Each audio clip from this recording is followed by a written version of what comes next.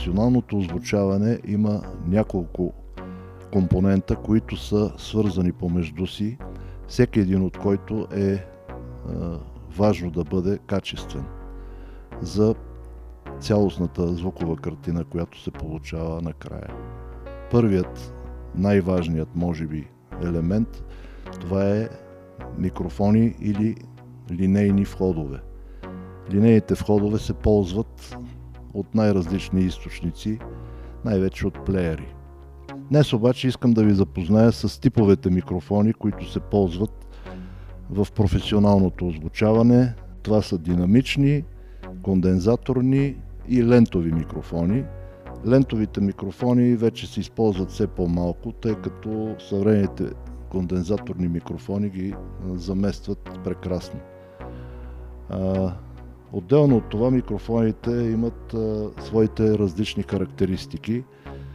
Това са кръг, кардиоида, осмица, както и типове микрофони, които са за двустранно използване, стереомикрофони, има вече и квадромикрофони.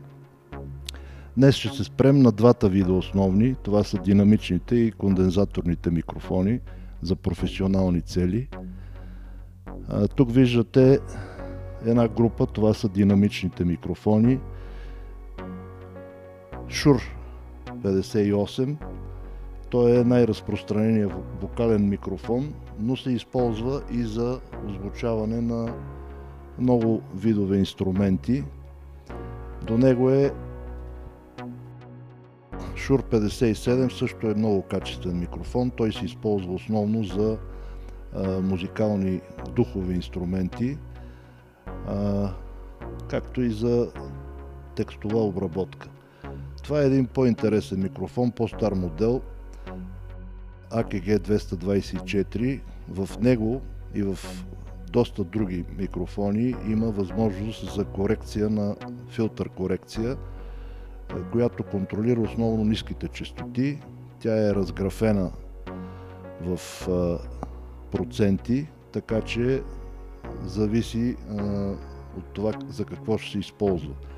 Тук имаме две дози в този микрофон, като горната доза е нормалната доза, а тук има отвори, които помагат за нискочестотния спектър. Това тук е микрофон, който се използва за каса барабани. Той е с много ниска чувствителност, тъй като налягането на касата на барабана е с много висока динамика. Затова той е нискочувствителен, за сметка на това е много здрав. При този тип микрофони може да се ползва и задна, и предна част, като естествено предната част е активната.